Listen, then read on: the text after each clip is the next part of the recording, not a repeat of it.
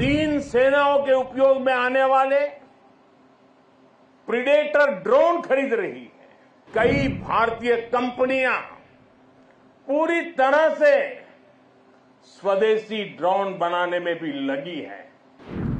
एक आर्मी, एक एयरफोर्स और एक नेवी हमें एक नजर आते हैं, लेकिन उनका जब संयुक्त अभ्यास होता है तो एक नहीं 111 नजर आते हैं। आज जब न्यू एज वॉरफेयर की बात होती है तो ड्रोन टेक्नोलॉजी उसका एक अहम टूल बन गई है। हम देख रहे हैं युद्ध में शामिल देश आज ड्रोन टेक्नोलॉजी का जमकर इस्तेमाल कर रहे हैं। ड्रोन से निगरानी हो रही है, ड्रोन से खुफिया जानकारी जुटाई जा रही है। किसी व्यक्ति या जगह की पहचान करने में ड्रोन का उपयोग हो रहा है। ड्रोन सामान पहुंचाने में मदद कर रहे हैं। ड्रोन का इस्तेमाल हथियार के रूप में भी हो रहा है। इतना ही नहीं, ड्रोन पारंपरिक एयर डिफेंस के लिए भी चुनौती बनकर के उभर रहा है। ऐसे में भारत भी ड्रोन टेक्नोलॉजी की मदद से अपनी सेनाओं को, अपने सुरक्षा बलों को सशक्त कर रहा है। सरकार आज तीन सेनाओं के उपयोग में आने वाले प्रीडेटर ड्रोन खरीद रही है।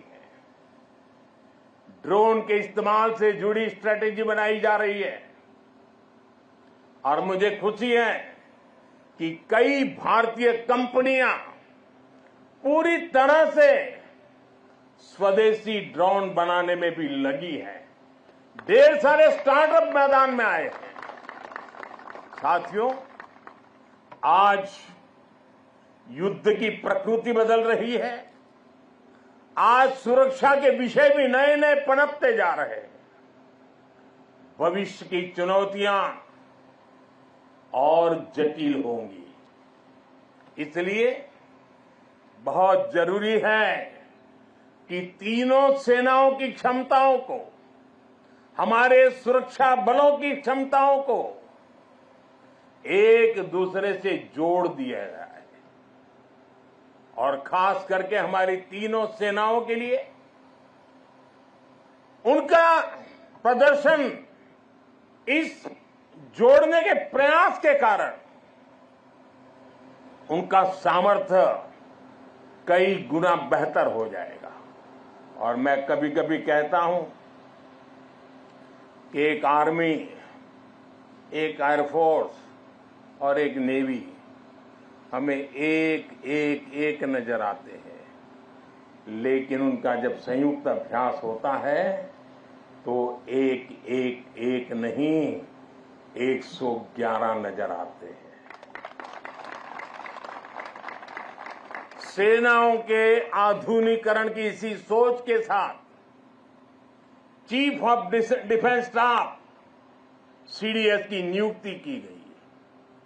इसने देश की सेनाओं को मजबूत करने में बड़ी भूमिका निभाई। अब हम इंटीग्रेटेड थिएटर कमांड की दिशा में बढ़ रहे हैं। इंटीग्रेटेड थिएटर कमांड के लिए एक ऐसा मैकेनिज्म तैयार कर लिया गया है जिससे सेना के तीनों अंगों के बीच और बेहतर तालमेल होगा। न्यूज नेशन अब व्हाट्सएप पर खबरों के ताजा अपडेट के लिए न्यूज नेशन के इस क्यूआर कोड को स्कैन करें।